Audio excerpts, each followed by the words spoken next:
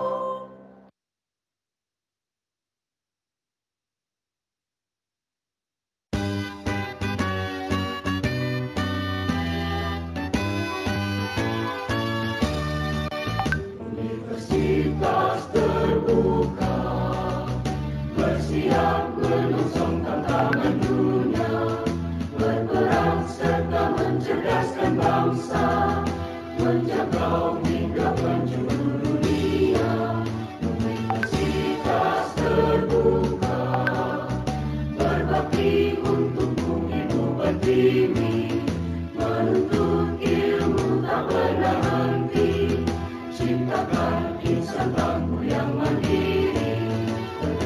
Universitas terbuka, alma mater tercinta.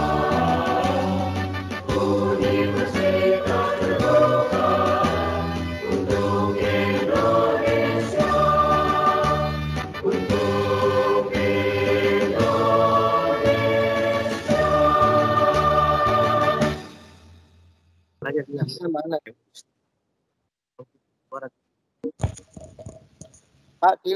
Pak Cile, mana Pak Cile? Ya, oke. Selanjutnya sambutan dari Direktur UT Jayapura sekaligus membuka kegiatan webinar di pagi ini kepada Bapak Dr. Randus Mujadi MPD. Waktu dan jaringan disilakan. Terima kasih.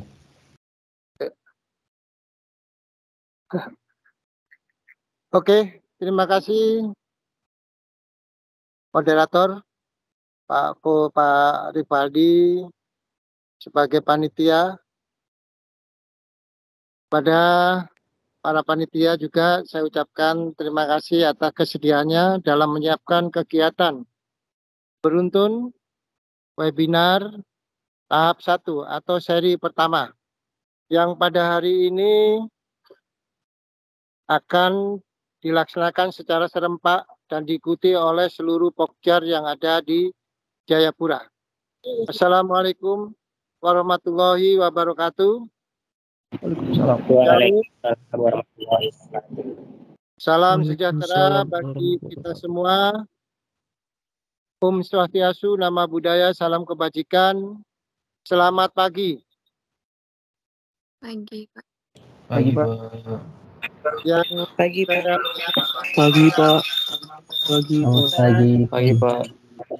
Yang saya hormati narasumber yang akan dibawakan oleh Bapak Muhammad Tabrani Muthalib.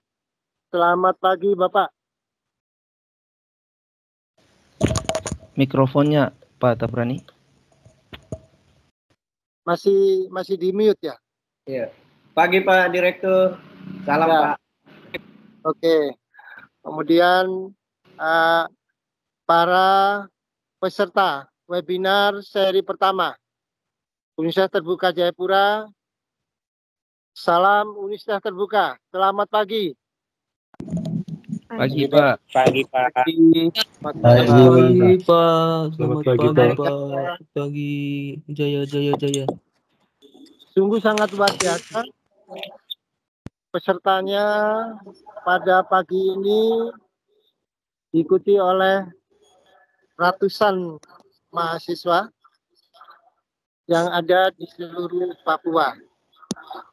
Ya, pada hari ini akan disuguhkan suatu materi mewujudkan kampus merdeka dari kekerasan seksual. Ini sesuatu yang memang sering terjadi antar kampus di mana saja berada. Oleh karena itu, perlulah Universitas Terbuka ikut berpartisipasi memberikan narasi yang berupa materi ini sehingga Universitas Terbuka mampu memberikan informasi pada jajaran mahasiswa dari kota sampai di desa-desa.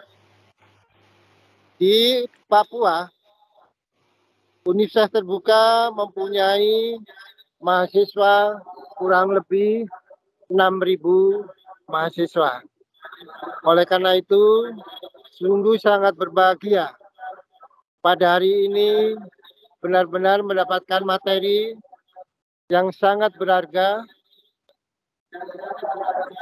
dan oleh sebab itu saya minta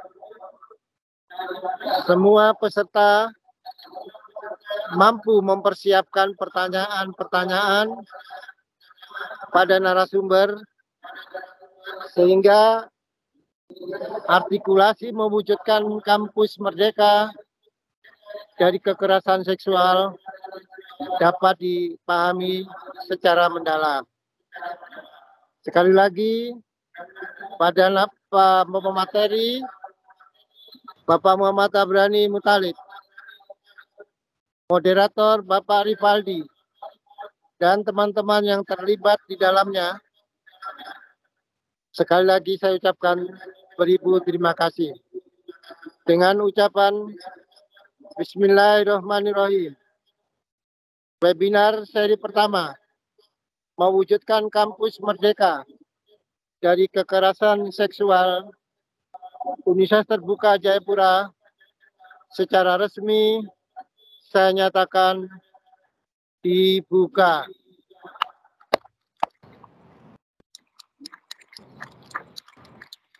Terima kasih.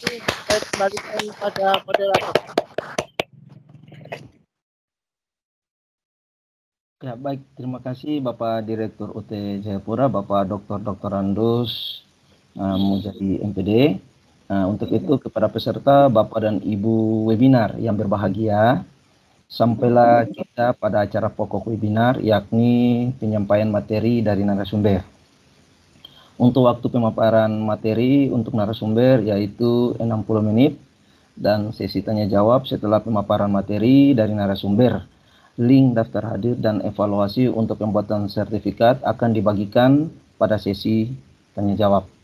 Selama materi berlangsung, Bapak dan Ibu teman-teman mahasiswa yang ingin bertanya, silakan mengajukan pertanyaan dengan menyebut nama, terus dari program studi apa, dan asal kota. Dan bisa saja melakukan pertanyaan secara langsung maupun di kolom chat.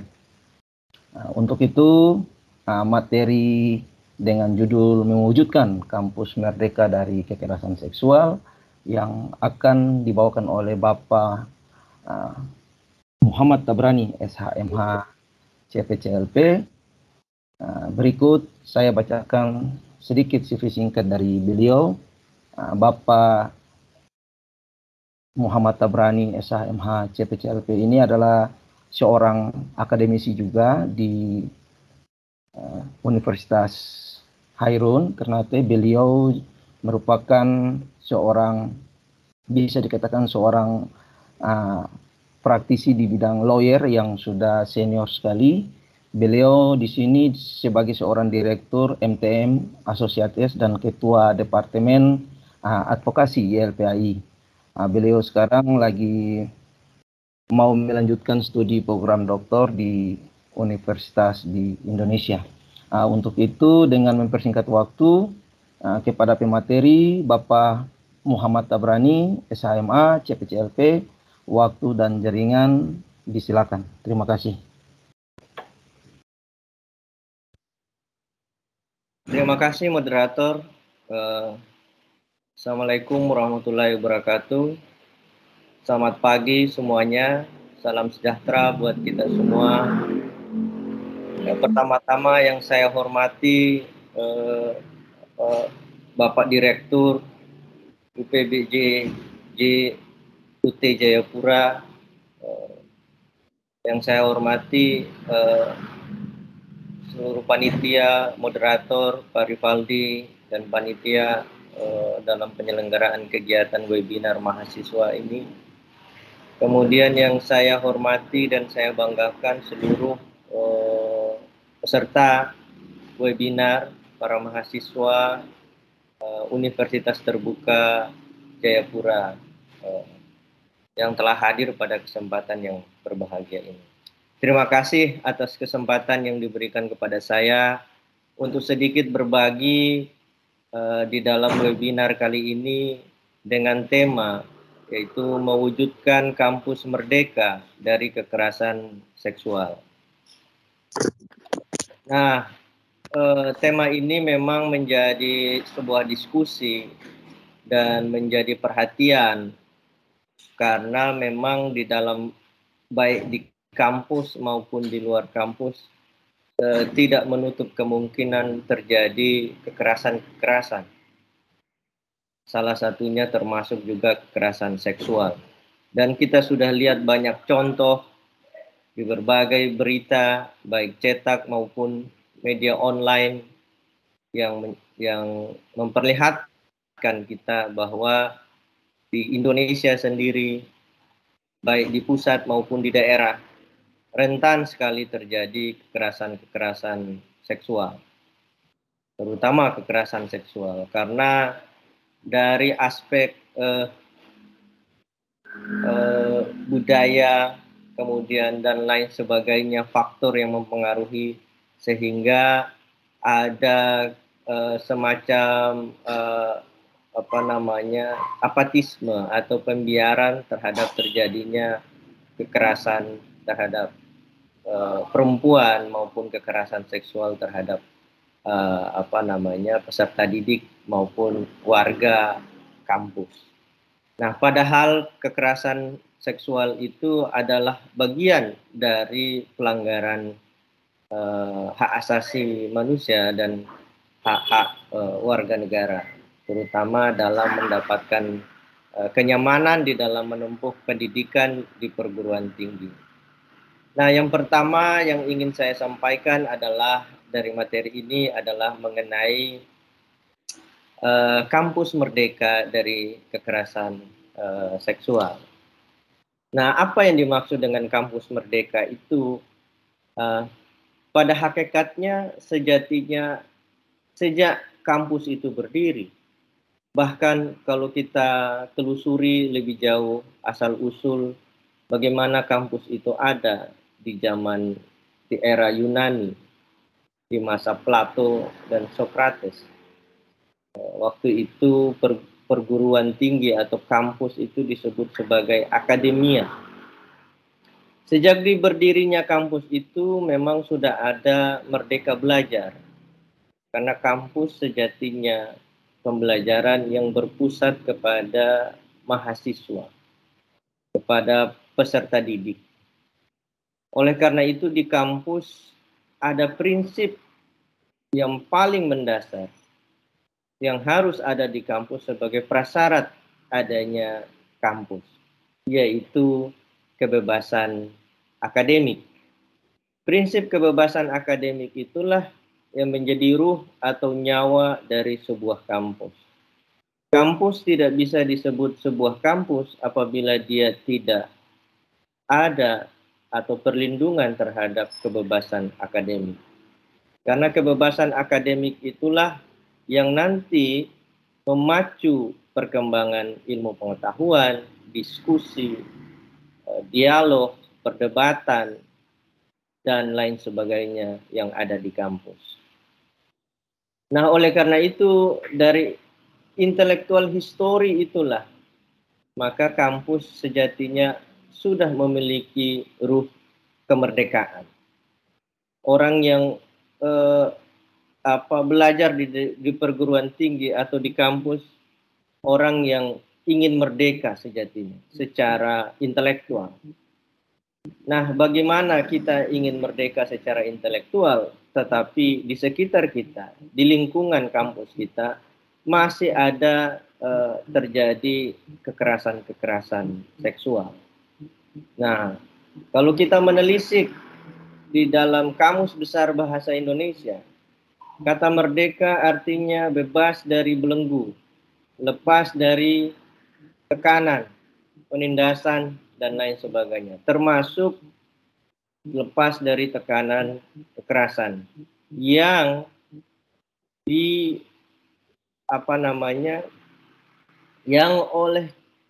bahkan oleh kebudayaan sendiri bukan sesuatu yang dianggap bukan sesuatu yang melanggar norma. Tetapi pada masyarakat yang beradab, masyarakat yang modern, standar etis manusia sudah begitu tinggi, termasuk dengan kekerasan-kekerasan yang dulunya dianggap bukanlah sebuah pelanggaran hukum. Nah, apalagi di lingkungan perguruan tinggi. Yang kita lihat adalah untuk mencapai sebuah kampus yang merdeka atau merdeka belajar atau istilah teknisnya dikenal dengan MBKM, Merdeka Belajar atau dan Kampus Merdeka. Dibutuhkan satu kebijakan yang untuk mendukung kondusivitas dan kenyamanan warga kampus di dalam melakukan aktivitas akademiknya. Salah satunya adalah dengan mengeluarkan kebijakan terhadap pencegahan kekerasan seksual di lingkungan kampus. Yang menjadi dasar hukum di antara bagaimana menjamin pencegahan kekerasan seksual di kampus adalah yang pertama adalah Peraturan Menteri Pendidikan dan Kebudayaan Nomor 3 Tahun 2020 tentang Standar Nasional Pendidikan Tinggi. Di situ diatur mengenai bagaimana fasilitas kampus, bagaimana standar pendidikan, bagaimana infrastruktur, bagaimana pengaturan kebijakan atau norma di tingkat kampus untuk mengatur kehidupan warga kampus atau peserta didik, termasuk juga bagaimana mengatur tentang kekerasan seksual. Nah, kemudian ada juga Peraturan Menteri Pendidikan Nomor 30 Tahun 2001 tentang pencegahan dan penanganan kekerasan seksual di lingkungan perguruan tinggi. Inilah dasar agar kampus membentuk satgas, satuan tugas yang fungsinya adalah melakukan pencegahan dan penanganan kekerasan seksual di tingkat perguruan tinggi.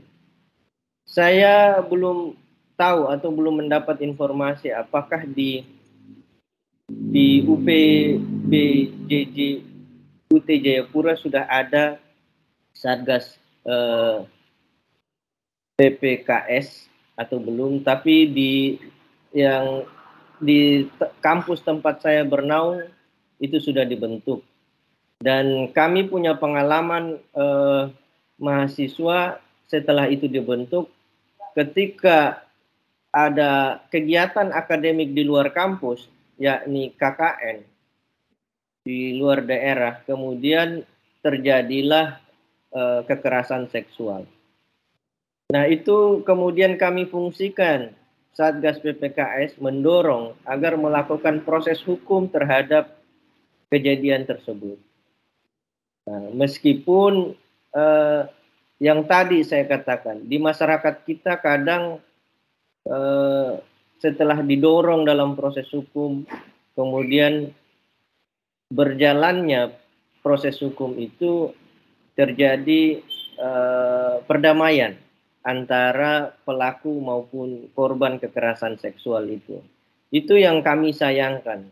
Tapi dari aspek peran kampus untuk melakukan penanganan dan pencegahan kekerasan seksual, itu sudah dilakukan oleh Satgas PPKS. Nah, kemudian yang berikut adalah mengenai next, Pak.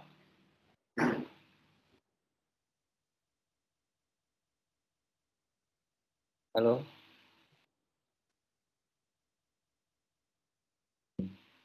Mengenai faktor-faktor terjadinya atau untuk mencegah terjadinya kekerasan seksual. Yang pertama, dan ini juga faktor penghambat dalam bagaimana penanganan dan pencegahan kekerasan seksual. Yang pertama adalah korban yang menjadi objek sasaran kekerasan seksual sering sekali belum berani melapor. Karena itu tadi,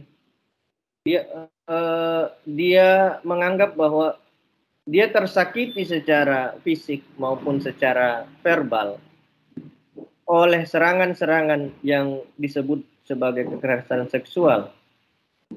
Tetapi dia merasa bahwa lingkungan sekitarnya tidak mendukung bagaimana dia untuk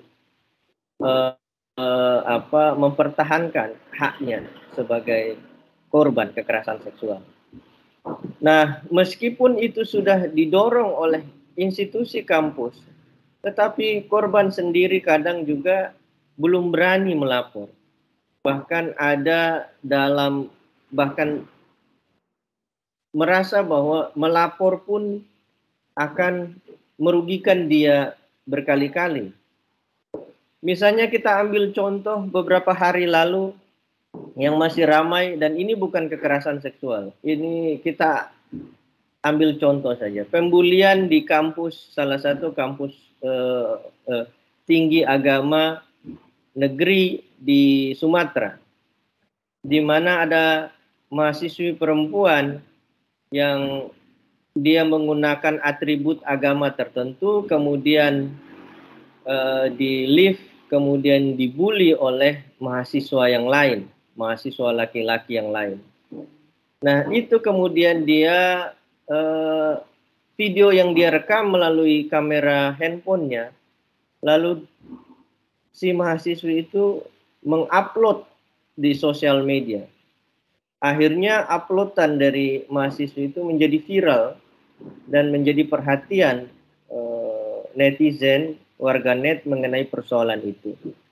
Bahwa ternyata di kampus yang berlatar belakang agama pun ada pembulian seperti itu, yang seharusnya tidak ada. Itu adalah larangan yang harus ada di lingkungan kampus. Nah, tapi apa yang terjadi? Sikap kampus justru memanggil yang bersangkutan sebagai korban bully, lalu dengan pelaku kemudian mendamaikan.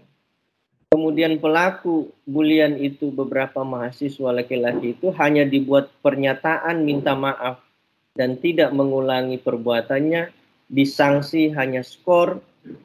Kemudian si korban pun disuruh membuat klarifikasi di sosial media, kemudian lalu diupload klarifikasi dan permintaan maaf karena telah membuat viral persoalan itu. Ini yang menjadi anomali di kampus-kampus kita hari-hari ini, yaitu kampus harus berpihak kepada korban. Kampus tidak bisa berpihak kepada pelaku. Nah, korban yang dimaksud termasuk juga kekerasan seksual, apalagi kekerasan seksual yang persoalannya itu lebih sensitif. Pelanggaran-pelanggaran kekerasan seksual itu di berbagai kampus itu terjadi macam-macam. Dari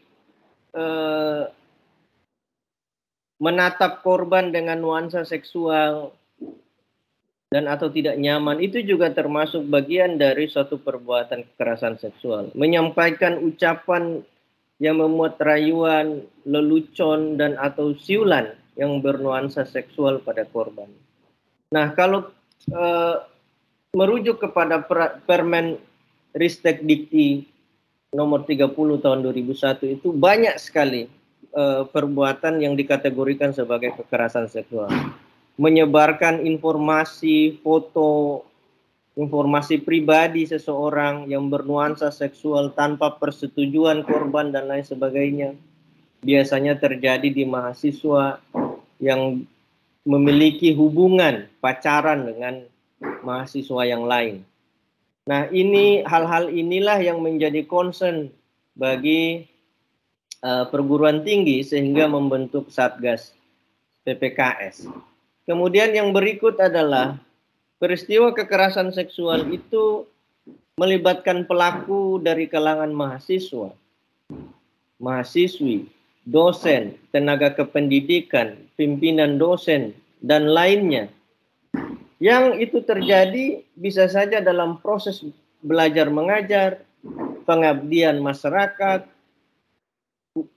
kuliah kerja nyata atau KKN, bahkan dalam aktivitas akademik lainnya seperti magang dan lain sebagainya. Tidak menutup kemungkinan terjadi sebuah kekerasan seksual.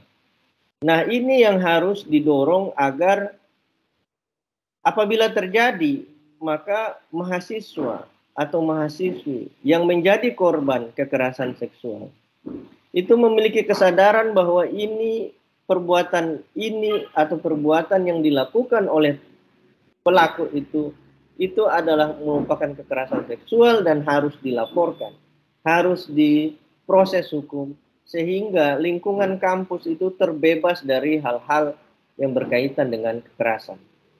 Yang berikut adalah yang tadi yang saya pernah sampaikan bahwa pihak kampus melalui Satgas PPKS maupun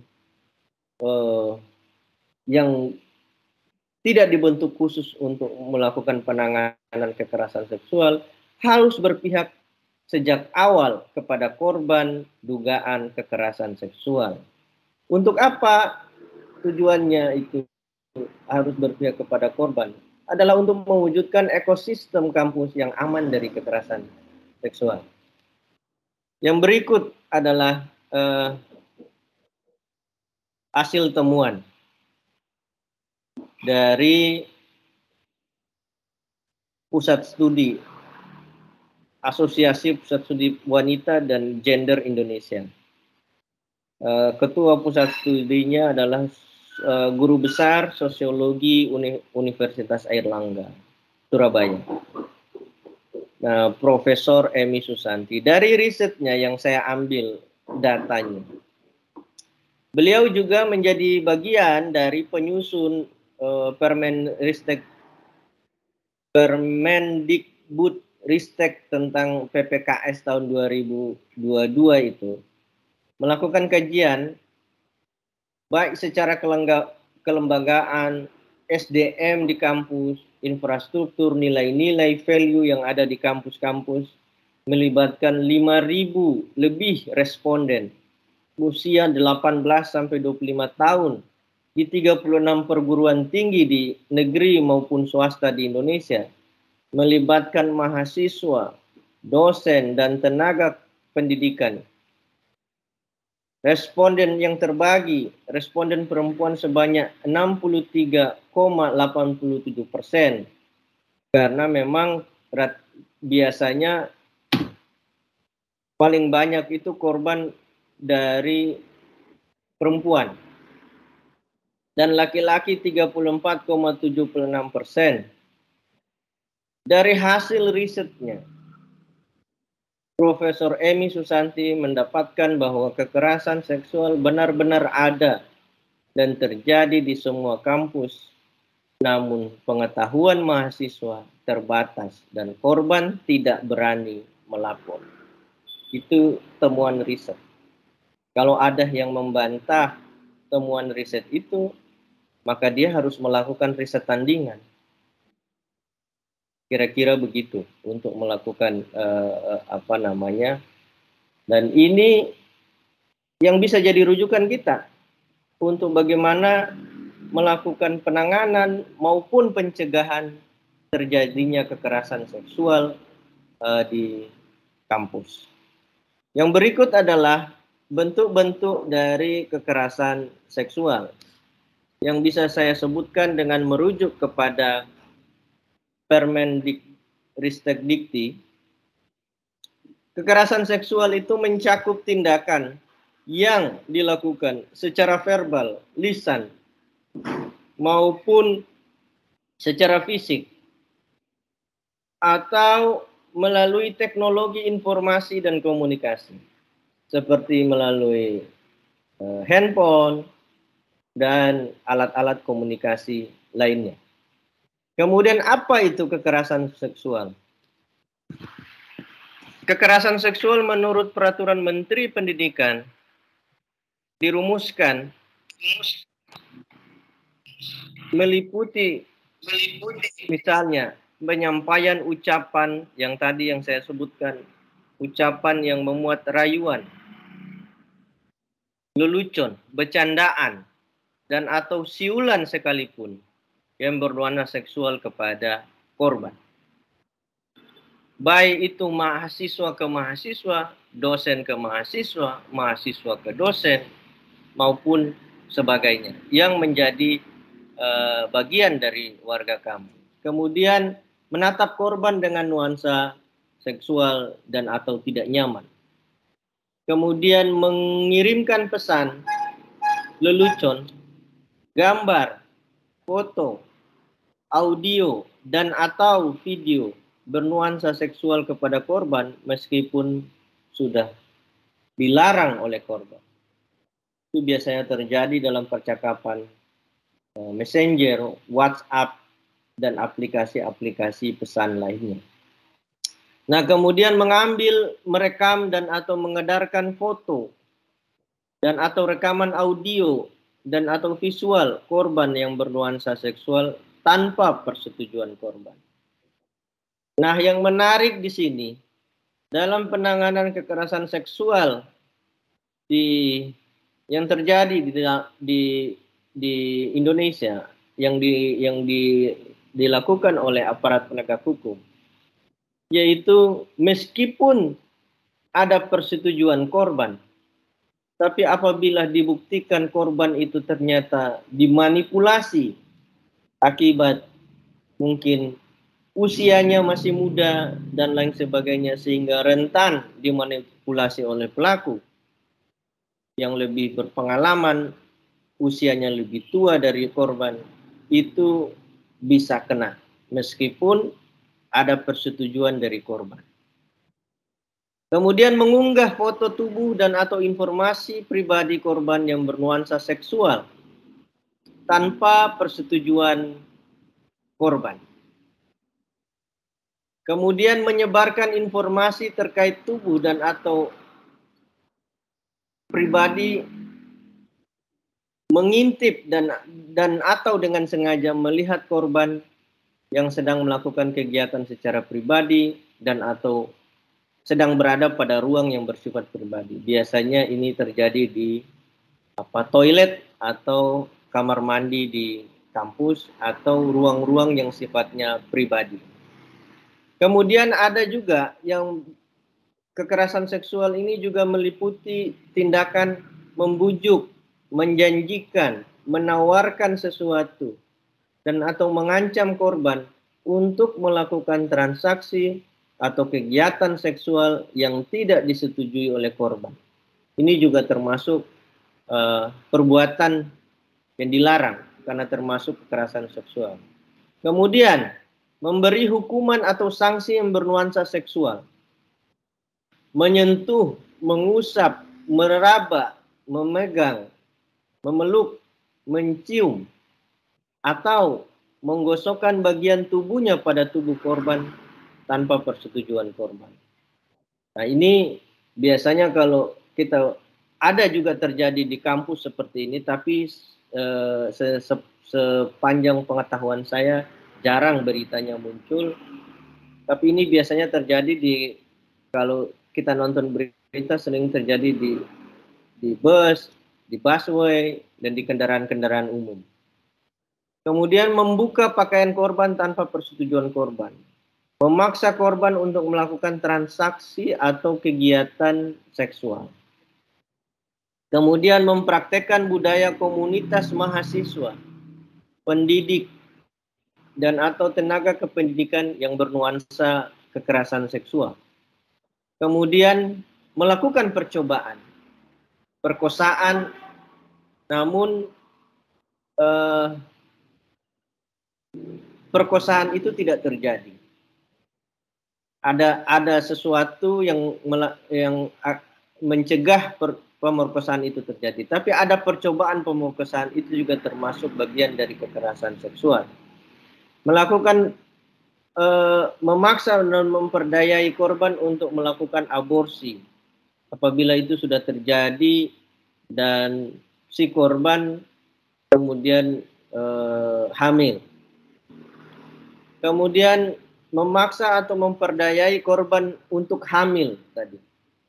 Membiarkan terjadinya kekerasan seksual dengan sengaja dan atau melakukan perbuatan seksual lainnya. Membiarkan bahkan kita yang menyaksikan tindakan kekerasan seksual itu dan membiarkan itu terjadi di lingkungan kampus, itu juga bagian dari kekerasan seksual. Itulah macam-macam atau jenis-jenis perbuatan yang menjadi bagian dari sebuah kekerasan seksual yang bisa terjadi dan bahkan sangat mungkin terjadi di kampus-kampus. Mungkin itu saja pengantar dari saya, moderator. Selebihnya mungkin kita bisa ada pertanyaan atau pengalaman dari para rekan-rekan mahasiswa yang mungkin kita bisa berbagi. Kalau memang kasus kekerasan seksual, pengalaman saya menjadi pengacara hampir 9 tahun ini banyak menangani kekerasan terutama perempuan, yang itu kalau saya ceritakan di sini tidak cukup webinar ini, panjang. Mungkin kita bisa berbagi, atau Bapak Ibu, rekan-rekan mahasiswa yang saya hormati, mungkin ada pertanyaan mengenai PPKS, pencegahan penanganan kekerasan seksual yang terjadi di lingkungan kampus. Kita bisa berdiskusi dan sharing kira-kira apa yang saya tahu dan pengalaman yang pernah saya alami. Terima kasih. Itu pengantar singkat dari saya. Saya kembalikan kepada moderator, Pak Rivaldi.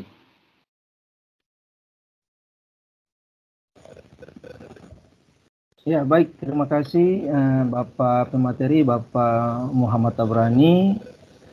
Untuk itu, kepada teman-teman, Bapak dan Ibu peserta webinar yang saya hormati, selanjutnya kita masuk di sesi tanya jawab ya.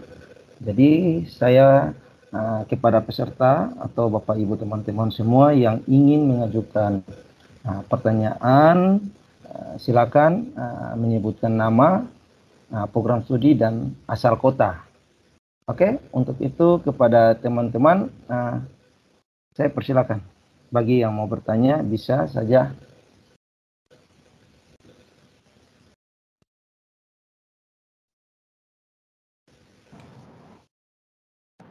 Ya, silakan Mbak Vera ya. Silakan Mbak Vera yang mau bertanya, silakan. Iya, selamat pagi. Pagi. Nama saya Vera Kesowe, periode akuntansi keuangan publik. Saya dari UT Jayapura, Kota Jayapura. Pertanyaan saya,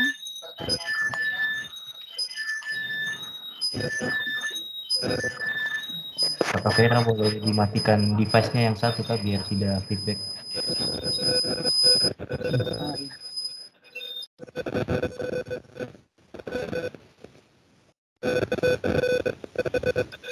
Oke.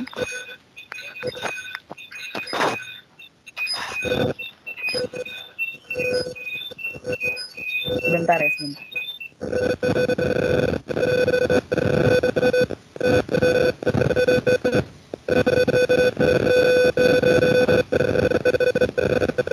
Pertanyaan saya, jika kekerasan seksual itu terjadi di kampus, kira-kira sanksinya atau hukuman yang diterima oleh mahasiswa tersebut, apakah dia di DO atau dia diproses secara hukum?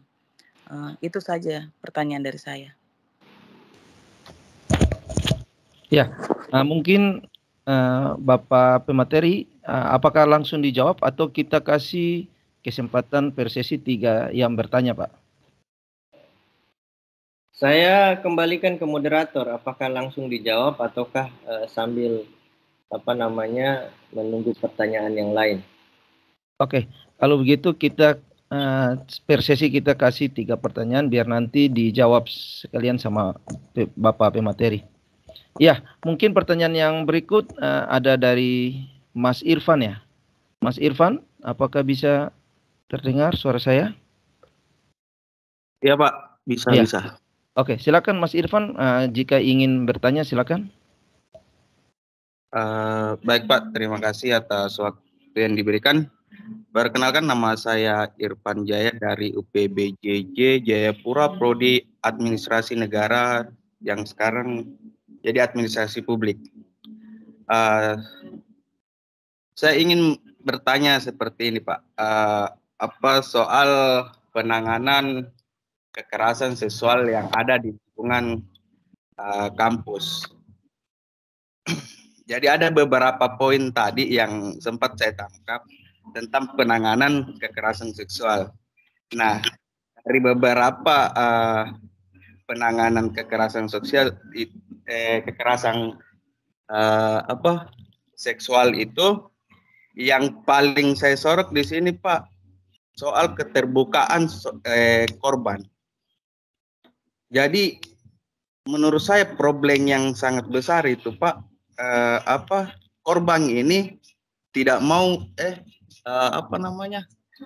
susah untuk melapor begitu Pak. Karena apa? Karena ketika dia melapor, dia juga terkena sanksi sosial secara tidak langsung. Jadi yang pertanyaannya, bagaimana caranya ini agar si korban ini mau terbuka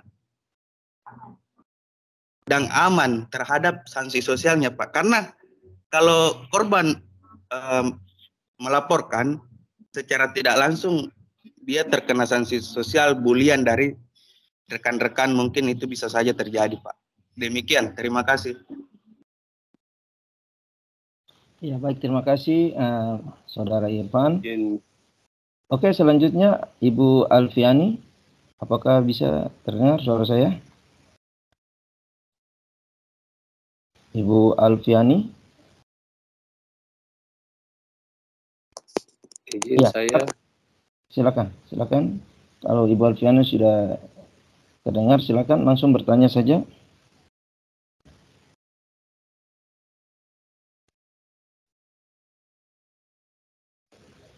Oke, kalau mungkin Ibu Alfiani kurang tidak terdengar ya. Yang lain yang mau bertanya silakan. Ya, izin Pak, mau bertanya. Siapa? Dari nama, program studi, dan asal. Izin, nama saya Karel. Saya dari Prodi Ilmu Pemerintahan UPBJJ Jayapura. Terima kasih atas narasumber Bapak Muhammad Tabrani, yang tadi saya menanggapi menurut Permendikbud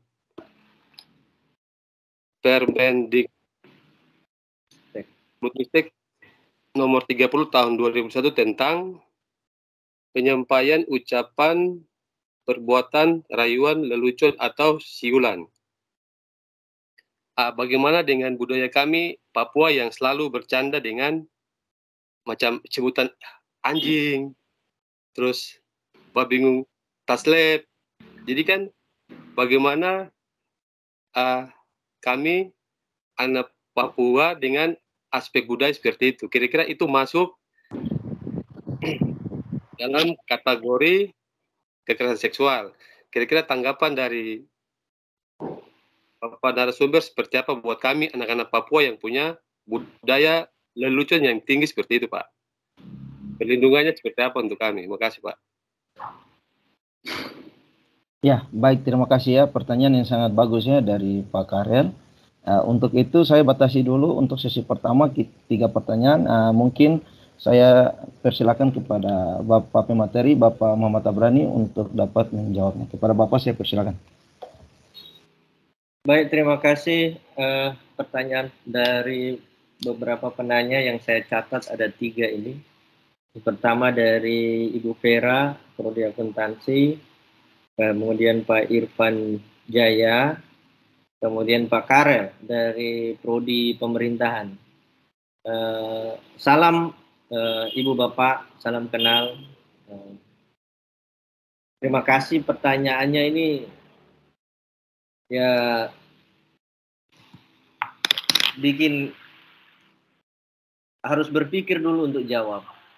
Yang pertama untuk pertanyaan dari Ibu Vera dari Prodi Akuntansi, sanksinya sudah pasti sanksi berat karena kekerasan seksual.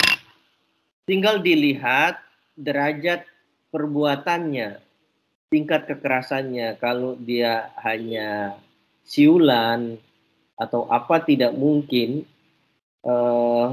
sanksinya itu sama dengan dia memegang atau menggosok-gosok area pribadinya kepada tubuh atau fisik korban. Nah, itu nanti yang dilakukan, yang ditelaah oleh Satgas dari PPKS, Pencegahan dan Penanganan Kekerasan di Lingkungan Perguruan Tinggi. Perlu saya sampaikan di sini, tadi saya lupa, bahwa yang dimaksud di lingkungan perguruan tinggi itu bukan hanya terjadi di kampus, tetapi yang terjadi di luar kampus selama kegiatan itu kegiatan akademik. Misalnya KKN di luar daerah atau magang. Dan itu terjadi biasanya mahasiswa kan magang MBKM itu di institusi-institusi pemerintah. Nah, itu apabila terjadi kekerasan seksual yang dilakukan oleh oknum-oknum di institusi tersebut, maka itu juga termasuk bagian dari penanganan Satgas PPKS. Karena dianggap itu masih di dalam lingkungan perguruan tinggi selama mahasiswa itu bertindak dalam kegiatan akademik, baik di dalam maupun di luar kampus. Nah, sanksinya itu berat, Ibu Vera. Nah, tinggal dari masing-masing PPKS di setiap kampus itu menelaah. Nah, syarat dari peraturan menteri di dalam Satgas PPKS harus dilibatkan psikolog, kemudian untuk apa? Untuk dalam tahapan penyelesaian penanganan kekerasan seksual di lingkungan kampus ada tahapan yang disebut dengan pemulihan korban. Korban itu harus dipulihkan sehingga harus ada psikolog, harus ada orang yang ahli tentang bagaimana melakukan pemulihan terhadap korban kekerasan. Yang kedua,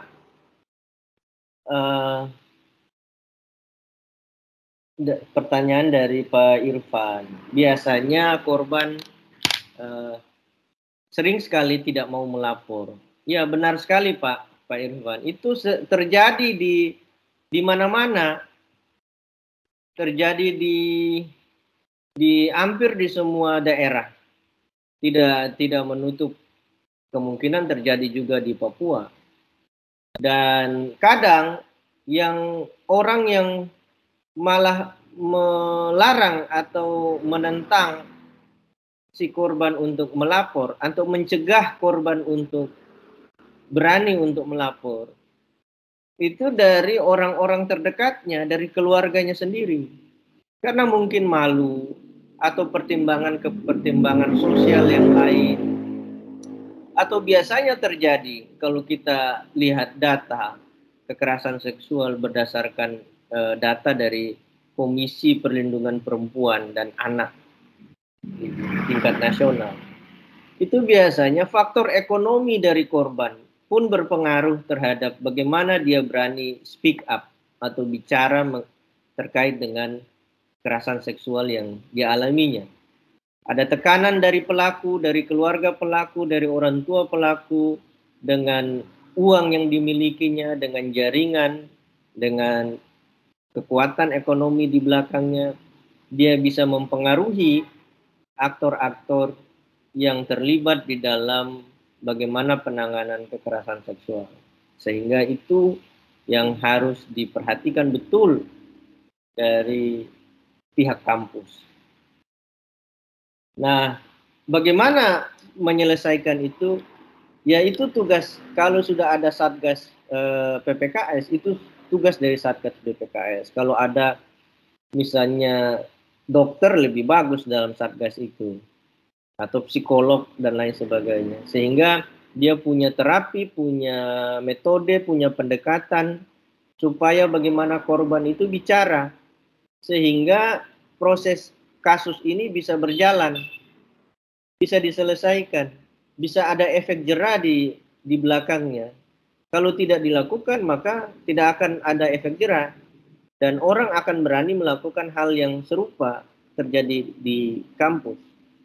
Kira-kira itu jawaban saya untuk pertanyaan kedua. Yang kemudian pertanyaan dari Pak Karel mengenai budaya di daerah tertentu, misalnya di Papua, lelucon-lelucon, yang ada kata-kata yang sebenarnya kalau di daerah lain itu dianggap kasar dan lain sebagainya. Saya kira lelucon-lelucon yang ada di Papua tidak jauh beda ya dengan misalnya di Maluku Utara dan lain sebagainya. Orang sering kalau dengan keakraban yang akrab, pertemanan itu sering bahan bercandanya atau konten dari leluconnya itu sering menggunakan kata-kata yang sebenarnya ya dalam daerah lain dianggap kasar, tapi itu dianggap untuk mengakrabkan pertemanan itu. Nah, bahkan di Jawa pun ada lelucon-lelucon yang sebenarnya bagi kita orang di luar Jawa menganggap itu kasar, tapi bagi orang Jawa juga tidak, itu untuk keakraban. Nah, ini yang perlu dilihat Pak Karel, harus butuh ketelitian. Selain di Satgas itu ada psikolog, ada ini, harus juga ada orang hukum yang melihat ini dengan bantuan, misalnya ini kalau kata-kata begini menurut, kan tidak bisa, bahasa itu tidak bisa terlepas dari kultur setempat. Kapan ucapan itu diucapkan, lelucon atau siulan itu diucapkan, dan dalam konteks apa itu diucapkan, itu yang harus diperiksa. Nah, tapi kalau itu sudah masuk kepada merendahkan derajat perempuan atau merendahkan dengan kata-kata yang berkaitan dengan fisiknya, dengan seksualitasnya, nah itu yang sebenarnya tidak boleh. Di kebudayaan apapun tidak bisa. Karena itu dianggap sebagai sebuah pelanggaran. Nah, di norma apapun di kebudayaan itu tidak bisa. Nah, tapi kalau itu dalam konteks bercanda, dalam konteks lelucon, itu ya ini case by case Pak Karel. Harus setiap kasus atau peristiwa yang terjadi harus kita lihat, harus treatmentnya, penanganannya harus case by case. Kita tidak bisa pukul rata, tidak bisa mengeneralisir semua perbuatan yang sama itu terjadi itu kekerasan. Harus dilihat, harus dipanggil pelakunya, korban. Nah, hanya saja yang itu tadi, kadang-kadang korban itu tidak mau speak up. Nah, pengalaman saya di kampus saya pernah terjadi seperti itu.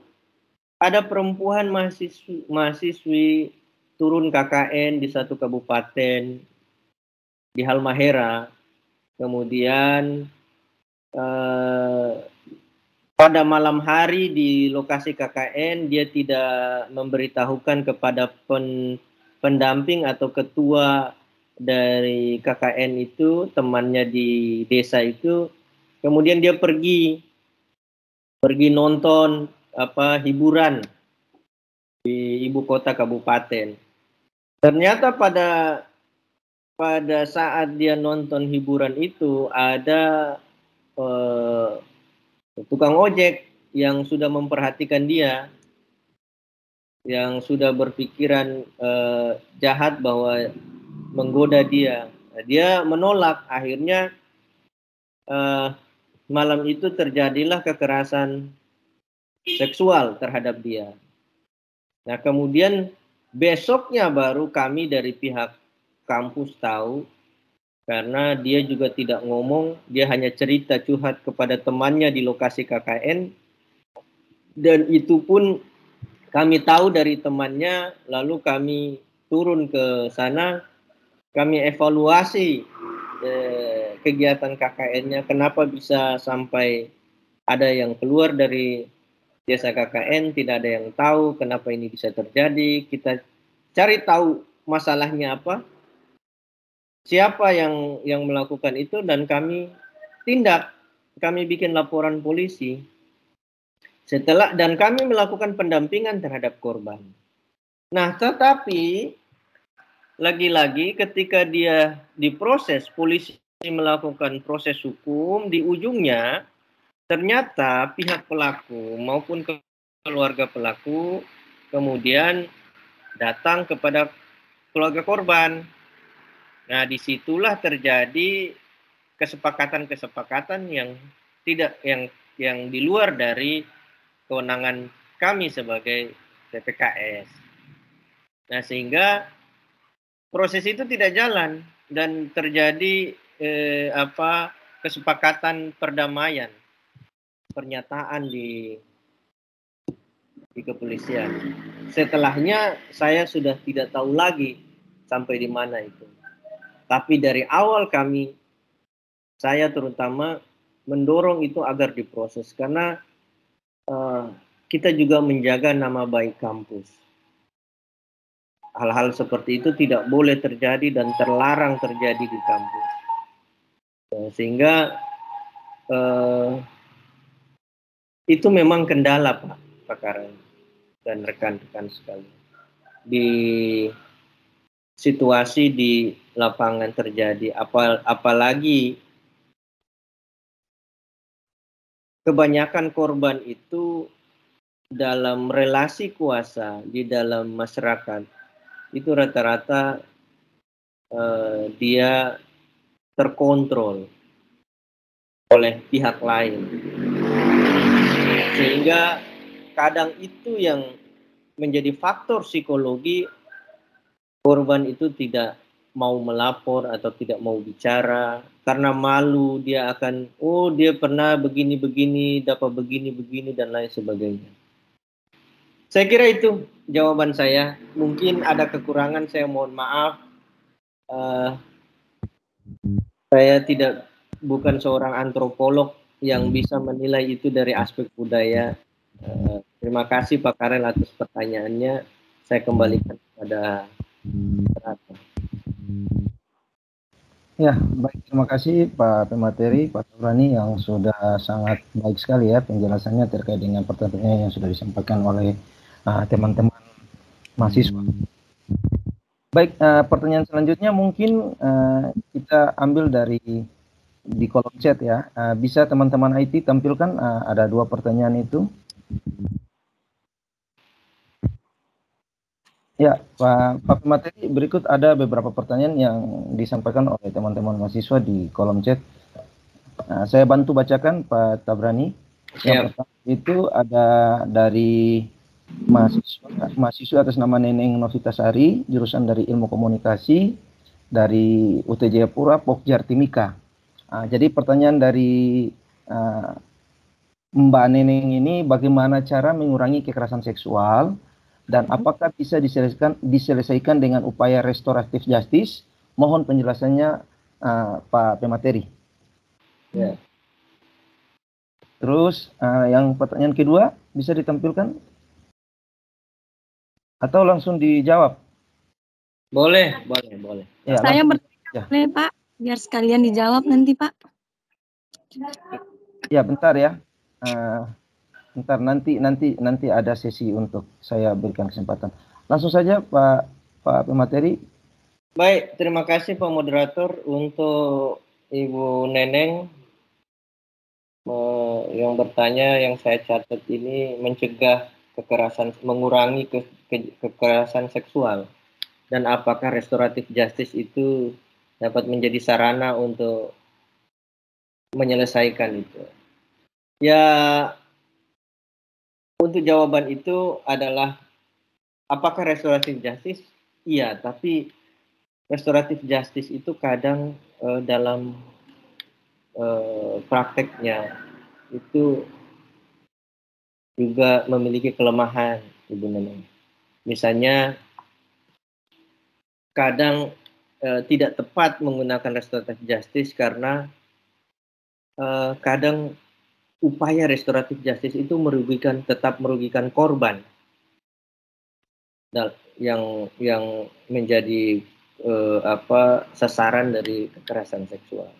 Jadi kadang restoratif justice itu tidak seimbang karena dalam pelaksanaan restoratif justice itu punya prasyarat-prasyarat khusus yang seharusnya dipenuhi dulu sebelum terjadi kesepakatan di dalam sebuah penyelesaian. Nah, selain itu juga ada kelemahan dalam aturan-aturan hukum mengenai restoratif justice karena berbagai institusi negara, polisi, jaksa, pengadilan punya aturan tersendiri dan tafsir tersendiri terkait dengan restoratif justice, bagaimana penanganannya. Sehingga kadang juga berbeda pendapat. Nah, di kampus sendiri, restoratif justice itu dapat menyelesaikan kekerasan seksual tergantung derajat perbuatan dari pelaku. Dan itu juga harus ditarik kesimpulan setelah Satgas PPKS melakukan pemeriksaan baik kepada korban, mendengar keterangan dari psikolog yang berkomunikasi dengan korban, ke pelaku, dicari motifnya apa, kenapa terjadi begini, ini kesengajaan apa tidak, kemudian dilihat perbuatannya itu tingkatannya seperti apa, dia sangat melecehkan atau kekerasan seksual yang terbuka, vulgar dan lain sebagainya. Itu yang meskipun ada restoratif justice itu tidak bisa diterapkan, harus ada penindakan secara tegas pada pelaku. Nah, bagaimana menguranginya? Ya tadi harus sering ada pemahaman, diberikan pendidikan agar ada keterlibatan mahasiswa dan seluruh stakeholder yang ada di kampus, yaitu warga kampus, agar terlibat untuk melakukan pencegahan dan mereka juga mengerti, memahami mengenai apa itu kekerasan seksual dan itu merupakan suatu perbuatan yang merendahkan harkat dan martabat manusia. Sehingga dari diri sendiri, dari lingkungan pertemanan di kampus, maupun dari pimpinan universitas, dosen, dan lain sebagainya, itu dapat melakukan pencegahan dini terhadap kekerasan seksual. Mungkin itu saja penjelasan dari saya untuk Ibu Neneng. Saya mohon maaf kalau belum terjawab. Ya, terima kasih Pak pemateri. Masih ada satu lagi pemateri yang pertanyaan yang ada di kolom chat. Ya, pertanyaan kedua ini dari mahasiswa atas nama Rina Tri Adiana dari Prodi Ilmu Hukum. Pertanyaannya itu, jika ada kekerasan seksual yang terjadi dalam lingkungan perguruan tinggi, kira-kira apa saja sanksi terhadap pelaku? Dan apakah pelaku otomatis di-blacklist di seluruh instansi pendidikan? Dan apa ada kontribusi yang bisa diberikan oleh pihak perguruan tinggi terhadap korban terkait kasus tersebut agar korban memiliki keberanian untuk melaporkan kekerasan tersebut? Terima kasih. Jadi ini satu pertanyaan tapi ada anaknya Pak Menteri. Jadi ada, ya. Mohon bisa dijawab. Ya, Pak, untuk pelaku saya kira sanksinya harus di blacklist, bahkan harus di DO. Dia tidak bisa lagi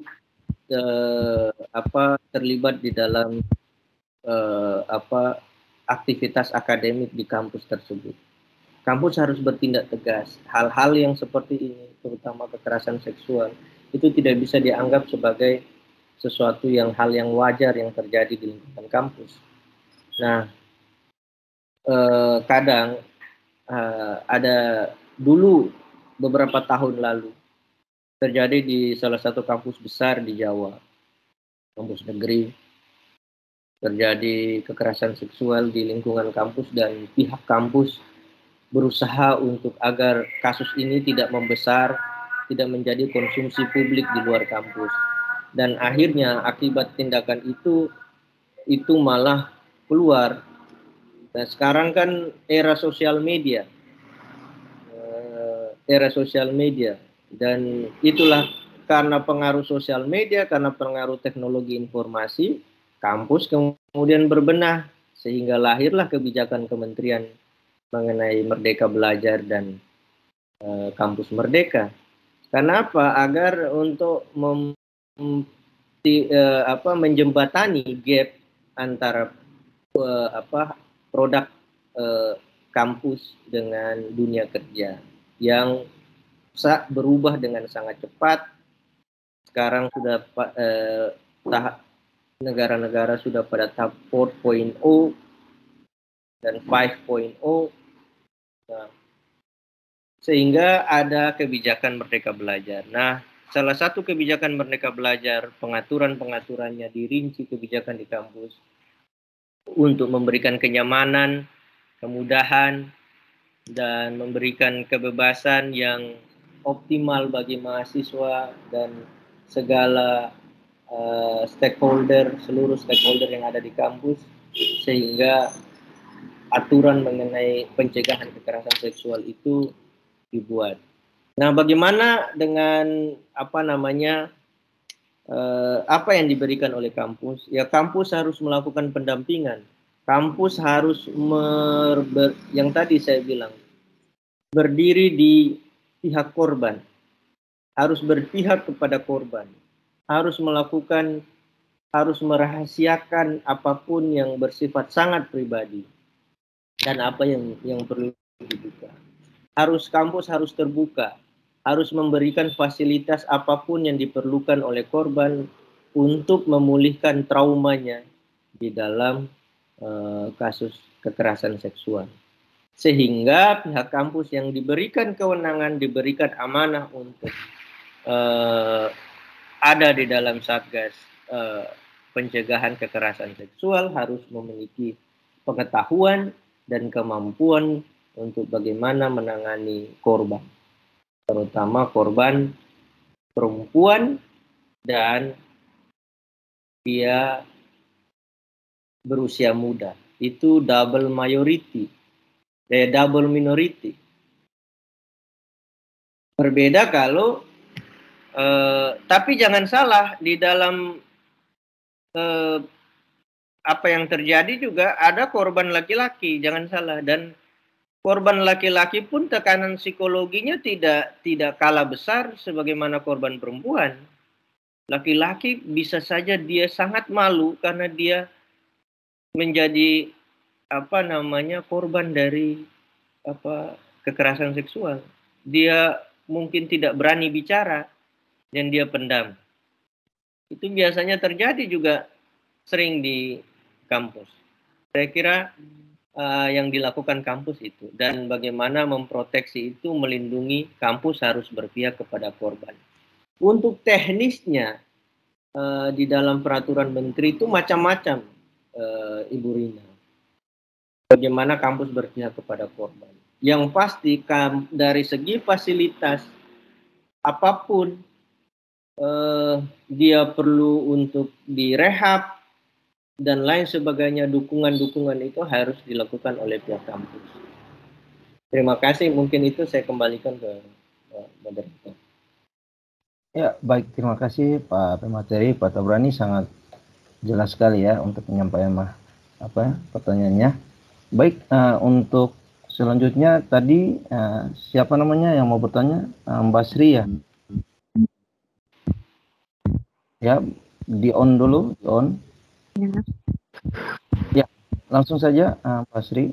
Apa yang Assalamualaikum, selamat pagi semua kepada dosen, teman-teman semua. Saya pengen bertanya, jika ada salah pengucapan mohon maaf ya Pak ya.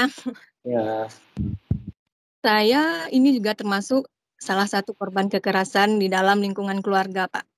Upaya yang harus kita lakukan sebagai perempuan, kira-kira apa lagi? Saya ibaratnya keluar udah jilbab, udah menghargai keluarga gitu loh Pak. Udah berbicara sopan, ada istiadat. Saya prodi hukum dari BIA Pak. Kira-kira apa lagi upaya yang harus kita lakukan Pak sebagai perempuan biar tindak kekerasan itu enggak terjadi gitu loh Pak. Itu aja Pak. Sekian. Terima kasih Pak. Assalamualaikum. Ya, Pak Tabrani mungkin langsung saja bisa menjawab. ya, baik. Untuk pertanyaan dari Ibu Sri Wahyuni, terima kasih. Ini sering terjadi. Saya pengalaman sebagai pengacara itu sering menangani perkara-perkara. Dan ini biasanya kalau saya tangani perkara ini berkaitan dengan ujungnya nanti perkara perceraian di pengadilan. Itu dalam rangkaian itu biasanya terjadi kekerasan. Dalam misalnya data yang kami peroleh di kota saya, Ibu Sri Wahyuni, di kota Ternate itu jumlah penduduknya sedikit. Tetapi 1 tahun pengadilan agama Ternate itu memutus perkara perceraian itu angkanya 1 tahun itu bisa 700 perkara. Lebih, itu minimal. Bayangkan, berarti tingkat perceraiannya tinggi sekali di kota Ternate. Saya tidak tahu di kota Jayapura seperti apa. Nah, dari data 700-an perkara yang perceraian itu, kebanyakan alasan perceraiannya itu karena kekerasan dalam rumah tangga. Kekerasan. Yang kedua, masalah faktor ekonomi. Rata-rata pernikahan di usia muda dan baik laki-laki maupun perempuan belum punya penghasilan, sehingga itu yang menjadi faktor, dan psikologinya juga masih labil, usia muda, belum stabil belum siap sebagai orang tua, apalagi memiliki anak dan lain sebagainya. Nah, itu yang menjadi faktor. Nah, untuk kekerasan sendiri, Bu, perempuan memang di dalam budaya yang patriarki seperti di rata-rata di Indonesia itu memang menjadi pihak yang minoritas itu. Nah, pihak yang minoritas itu artinya dia menjadi suaranya itu harus didengarkan kecuali ada upaya untuk menyuarakannya. Dan kadang dia sudah dibungkam sebelum dia bersuara. Bahkan suaranya pun setelah dia bersuara kadang tidak didengar. Karena Ibu Sri, kelemahan kita di dalam penegakan hukum, terutama kekerasan-kekerasan terhadap perempuan itu karena memang ketidakpahaman dan faktor kebudayaan terhadap orang yang menangani kekerasan seksual itu. Nah, kadang dari APH, aparatur penegak hukum sendiri, ternyata dia tidak memahami apa itu kekerasan seksual, dan dalam kehidupannya dia mempraktekkan masoginis dan lain sebagainya. Yang sebenarnya ini adalah faktor pendidikan dan faktor kejiwaan. Nah, saya setelah menangani perkara-perkara yang berkaitan dengan kekerasan-kekerasan, terutama kekerasan terhadap perempuan dan anak, melihat bahwa kita perlu ada upaya dari pemerintah maupun pihak kampus agar mendeteksi dini itu dengan pemeriksaan psikologi, baik itu kepada korban, calon korban maupun kepada pelaku. Bisa jadi kita tidak sadar bahwa kita ternyata dalam tindakan dan perilaku sangat menindas perempuan maupun anak-anak, tetapi kita merasa bahwa itu sesuatu hal yang wajar karena kultur kita mendukung hal itu.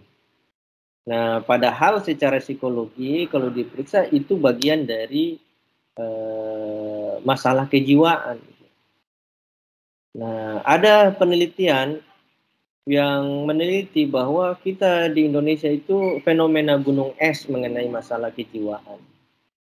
Kita tidak tahu, kita tidur tiap hari dengan suami atau istri kita tidak tahu masalah kejiwaan dia karena masih kekurangan itu tadi, kesadaran orang untuk memeriksa kejiwaan, apakah dia bermasalah dari aspek kejiwaannya atau tidak. Karena semua ekspresi yang muncul, baik fisik maupun lisan yang kita keluarkan, itu bergantung kepada mentalitas dan kejiwaan kita. Nah, bagaimana agar perempuan itu bersuara ya? Mau tidak mau dengan kondisi seperti itu, Ibu Sri, ya harus bergantung kepada si korban sendiri. Dia harus berani bersuara. Dan dia harus tahu bahwa ada konsekuensi pasti ketika dia bersuara. Tapi mau tidak mau dia harus bersuara. Karena kalau tidak dia tersiksa. Karena dia menjadi korban kekerasan. Dan sekarang sudah banyak sekali aturan hukum yang yang melindungi perempuan, terutama kalau terjadi di di lingkungan rumah tangga. Ada undang-undang KDRT. Undang-undang KDRT itu subjeknya yang disasar oleh undang-undang itu adalah pihak-pihak yang ada di dalam rumah tangga itu. Tidak hanya suami dan istri, bahkan orang yang bekerja dalam rumah tangga itu dianggap sebagai subjek dari yang bisa dikenakan undang-undang KDRT. Atau ipar, mertua, dan lain sebagainya. Itu bisa dikenakan undang-undang KDRT apabila dia melakukan kekerasan yang memenuhi unsur pasal di dalam undang-undang KDRT. Undang-undang KDRT itu luas, hanya saja memang masyarakat kita itu kesadaran hukumnya masih minim. Itu juga kesalahan dari pemerintah karena kurang melakukan sosialisasi, memberikan pemahaman dan lain sebagainya terhadap hak-hak warga negara, hak-hak perempuan dan lain sebagainya yang hidup di dalam sebuah masyarakat yang demokratis. Kita ini kan negara demokrasi. Masyarakat yang republik, yang respublika, yang untuk kepentingan umum. Tapi kadang karena ya tadi kesadaran rendah, saya bersyukur UT ini melakukan webinar kemahasiswaan mengangkat tema ini. Artinya paling tidak pagi hari ini menjelang siang ini kita bisa mendapatkan input atau apalah yang positif dan awareness kita terkait dengan kekerasan atau nanti potensi-potensi kekerasan yang terjadi di sekitar kita, baik itu di dalam kampus maupun di luar kampus. Mungkin itu saja Pak Rivaldi, terima kasih Bu Sri Wayuni. Untuk lebih ininya mungkin tidak bisa dijelaskan di dalam sebuah webinar ini, Bu, karena tergantung kekerasan seperti apa sehingga kami yang mengadvokasi itu bisa mengambil langkah apa dan lain sebagainya. Kalau itu dia dapat tekanan dari suaminya, kami bisa minta perlindungan kepada siapa. Biasanya di daerah itu kan ada Komisi Perlindungan Perempuan dan Anak dan lain sebagainya. Mereka biasanya memberikan bimbingan-bimbingan dan terapi dan perlindungan. Nah, itu saya kira dari saya. Terima kasih Pak Moderator. Ya, baik, terima kasih Pak Pemateri. Masih ada teman-teman yang mau bertanya?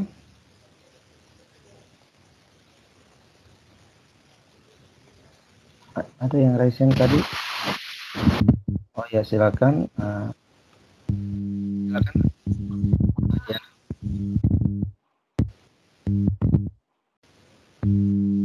Silakan, Mbak Diana mau bertanya, silakan. Selamat pagi, terima kasih atas kesempatan yang diberikan. Jadi gini Pak, saya mau perkenalkan, nama saya Cici Diana Zulfa, saya dari program studi manajemen bisnis. Saya dari UPPBJ Pokjar Jayapura, UPBJ UT Jayapura Pokjar Biak, maaf.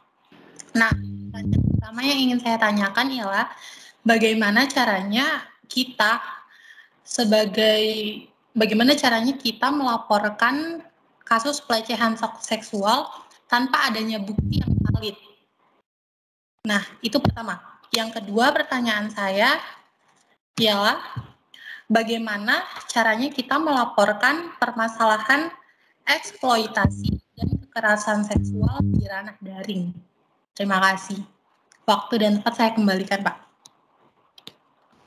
Ya, terima kasih Mbak Diana. Mungkin Pak Tabrani bisa saja langsung. Ya, baik. Untuk yang pertama tadi bagaimana melaporkan ya? Iya Pak, karena kan seperti yang tadi pertama kali ada Bapak sampaikan itu, yang pertanyaan pertama kan banyak orang yang sudah mengalami kasus pelecehan seksual tapi nggak berani speak up. Nah itu biasanya kan karena dari si korban tersebut antara malu dan tidak adanya bukti yang valid. Jadi kalau kita mau melaporkan secara lisan saja, by lisan, pasti orang beranggapan, wah mana tuh bukti validnya gitu. Jadi pelakunya juga pasti punya gimana ya, ada penolakan seperti itu. Jadi tanpa adanya bukti yang valid ya. Terima kasih. Gua daring ya, daring. Iya. Ya. Baik, untuk pertanyaannya saya bisa jawab begini, Mbak Diana. Bukti valid atau tidak itu dilaporkan saja.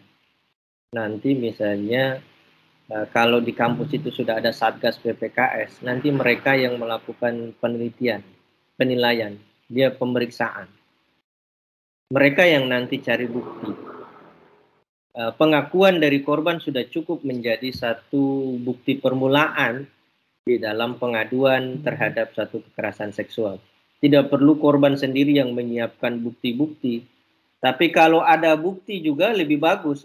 Misalnya kekerasan itu dia menghina perempuan dengan ucapan mengenai seksualitas perempuan dan lain sebagainya melalui WA. Itu kan ada bukti, bisa di-capture. Ada bukti.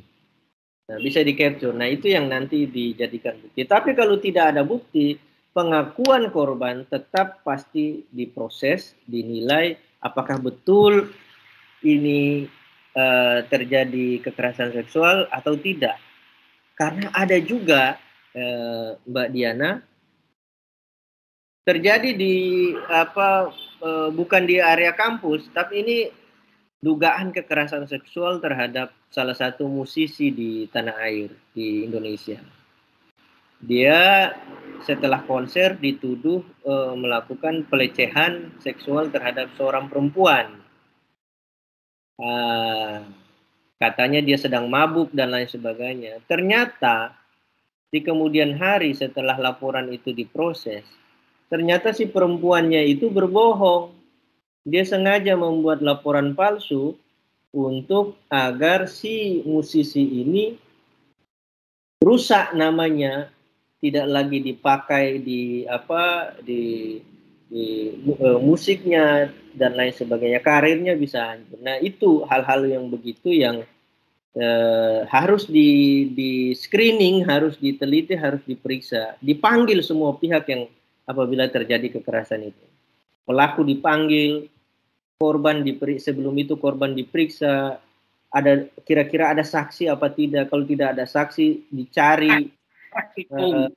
Nah, praktikum itu biasanya oleh IPA. Tim IT, tolong ada yang bocor itu. Dan yang berikut adalah apakah bisa melalui daring? Bisa, ya, Mbak Diana. Tergantung di kampusnya itu seperti apa pengaturannya. Biasanya ada nomor WA atau call center dan nomor yang bisa dihubungi atau bisa dikomunikasi untuk dapat melaporkan itu secara daring. Kami belum pernah dilaporkan secara daring, tapi pengalaman kami di Maluku Utara itu terjadi dan itu diinfokan oleh temannya di lokasi KKN. Dia tidak secara daring. Tapi apakah daring itu bisa di dalam peraturan menteri tentang pencegahan dan penanganan kekerasan seksual yang terjadi di lingkungan perguruan tinggi, itu diwajibkan kepada kampus agar menyediakan sarana secara daring atau teknologi informasi agar orang bisa menyampaikan keluhannya, pengaduannya terkait dengan dugaan kekerasan seksual. Terima kasih, mungkin itu saja jawaban dari saya, moderator.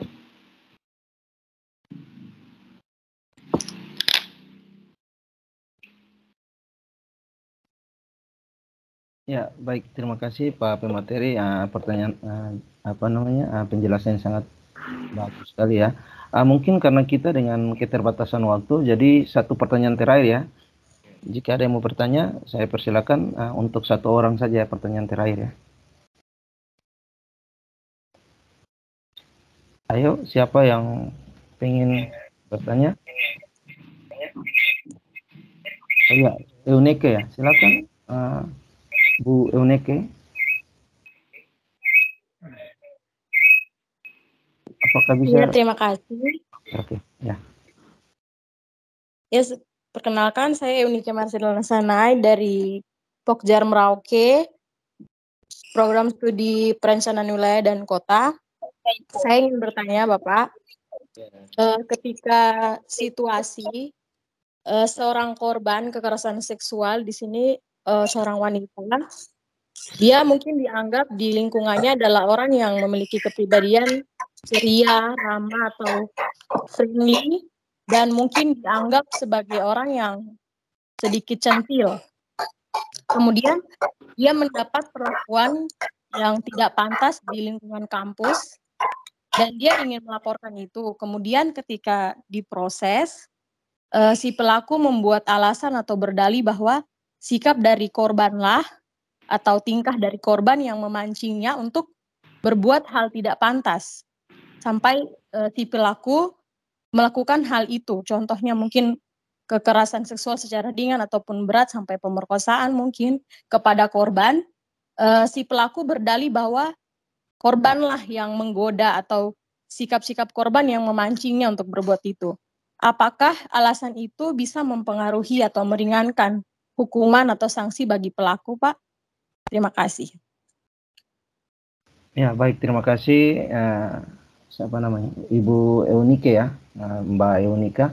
Mungkin langsung saja ditanggapi atau dijawab dari Pak Pemateri. Pertanyaan bagus dari Ibu Eunike mengenai apakah itu bisa jadi alasan kalau orang bersikap centil dan lain sebagainya atau berpakaian yang dianggap oleh lingkungan sekitar pakaian yang kurang sopan dan lain sebagainya.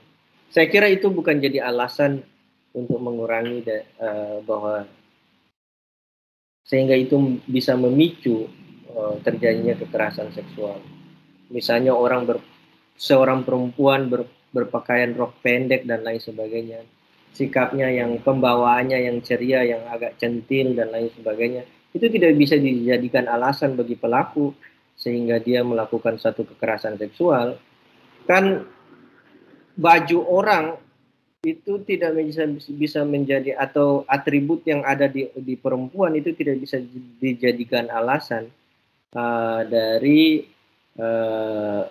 mata dari laki-laki, dan sehingga menimbulkan satu tindakan yang tidak senonoh terhadap perempuan itu. Itu dua hal yang berbeda. Nah, biasanya pelaku atau yang berdalih seperti itu adalah dia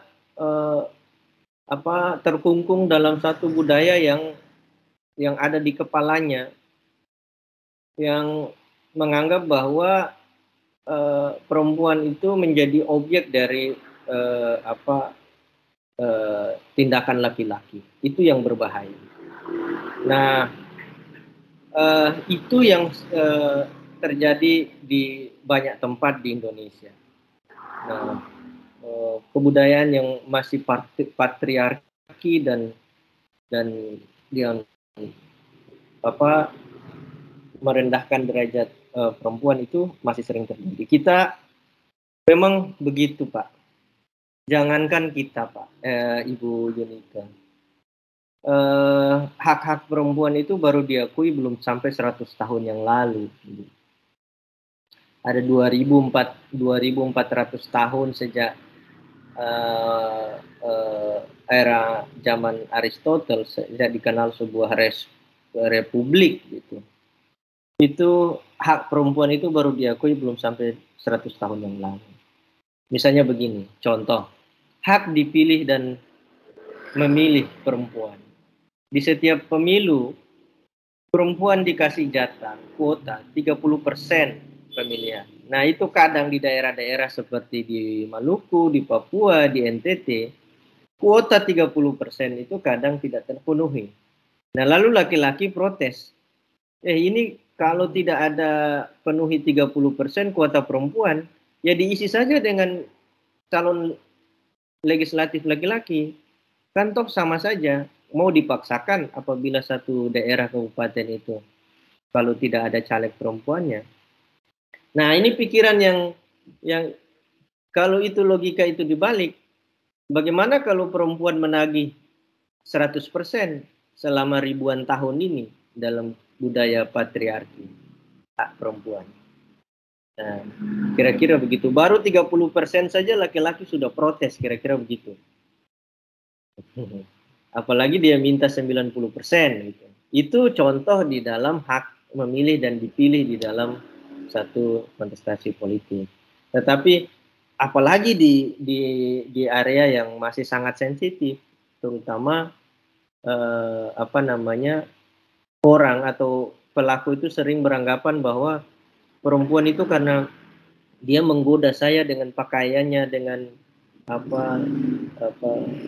kepribadiannya, dengan karakternya. Padahal perempuan itu memang karakternya seperti itu, dia ceria, dia supel, mudah bergaul dan lain sebagainya, dan dianggap bahwa itu menggoda bagi laki-laki. Nah, itu tidak menjadi alasan Ibu Enike sebagai alasan pemaaf maupun alasan pembenar seorang laki-laki melakukan kekerasan terhadap perempuan. Itu jawaban saya. Terima kasih. Ya, baik, terima kasih Pak pemateri. Mungkin saya rasa cukup ya untuk webinar untuk materi kekerasan seksual untuk yang pertama ini ya, karena kita juga dibatasi oleh waktu. Jadi untuk pertanyaan teman-teman nanti disimpan saja untuk kegiatan webinar yang berikutnya. Pak Moderator, ya. Untuk misalnya mau tanya mengenai kasus atau apa yang terjadi di masyarakat, entah itu kekerasan, proses hukum atau apa, kami itu punya lembaga, Pak Moderator. Saya punya yayasan yang mendampingi, kalau di Maluku Utara kami mendampingi orang gratis, tidak dipungut biaya. saya juga punya kantor hukum. Kalau yang mau konsultasi apapun mengenai persoalan hukum yang berkaitan entah itu kekerasan seksual atau yang berkaitan dengan itu, silahkan dihubungi saja nomor kontak kami. Pak moderator juga ada untuk konsultasi. Kalau penanganannya kan kami nggak bisa jauh, Bapak Ibu, di Papua. Tapi untuk kasih masukan, saran, konsultasi kepada Bapak Ibu, apa langkah hukum yang tepat yang harus diambil, apa yang tidak boleh diambil, bagaimana caranya, hukumnya seperti apa, itu silahkan saja. Saya membuka ruang untuk itu. Itu saja dari saya, terima kasih. Saya kembalikan Pak Moderator. Ya, baik, terima kasih Pak Pemateri, Pak Muhammad Tabrani, dan teman-teman mahasiswa yang sudah sangat aktif sekali ya untuk sesi tanya jawab, dan semoga ilmunya sangat bermanfaat buat teman-teman mahasiswa semua. Baik, untuk itu mungkin ada closing statement dari Bapak Muhammad Tabrani selaku pembicara. Waktu mungkin sekitar 2 menit kepada Bapak Tabrani. Saya persilakan. Baik, terima kasih. Penutup dari saya bahwa berdasarkan data riset, kekerasan seksual itu terjadi di berbagai kampus. Yang tidak menutup kemungkinan terjadi di kampus-kampus, baik itu kampus UT maupun kampus bukan kampus UT. Sehingga kita, baik mahasiswa maupun stakeholder yang ada di kampus, memiliki awareness apa itu kekerasan seksual, bagaimana bentuk-bentuk kekerasan seksual, sehingga kita dorong agar segala yang kemungkinan terjadi yang dianggap sebagai kekerasan, potensi kekerasan seksual itu tidak terjadi di lingkungan kampus, sehingga kampus menjadi lingkungan yang terbebas dari hal-hal yang tidak menunjang kebebasan dan perlindungan terhadap hak-hak manusia. Mungkin itu saja dari saya kembalikan kepada moderator. Terima kasih. Ya, baik, terima kasih Pak Muhammad Tabrani selaku pembicara atas closing statement-nya. Selanjutnya penyerahan sertifikat untuk Pak Pemateri secara virtual. Mungkin teman-teman IT bisa. Ya, Pak Tabrani, ini salah satu penyerahan sertifikat dari kami selaku panitia untuk kegiatan webinar satu ini untuk kegiatan Kampus Merdeka dari Kekerasan Seksual. Terima kasih Pak Faldi, terima kasih Ketua UPBJ UT Jayapura yang sudah mengundang saya dalam kegiatan webinar kali ini. Terima kasih Bapak Ibu peserta, baik yang bertanya maupun yang menyimak. Terima kasih atas waktunya. Saya sudah diberikan kesempatan untuk sharing, untuk berbagi informasi kepada Bapak Ibu mengenai kekerasan seksual. Terima kasih Faldi.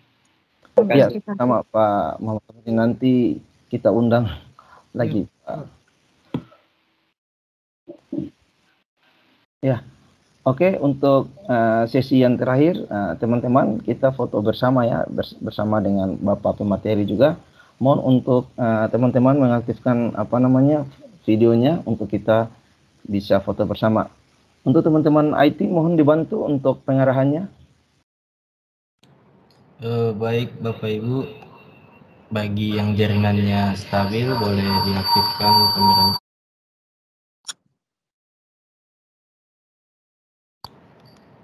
Ya, oke, hitungan 1, 2, 3.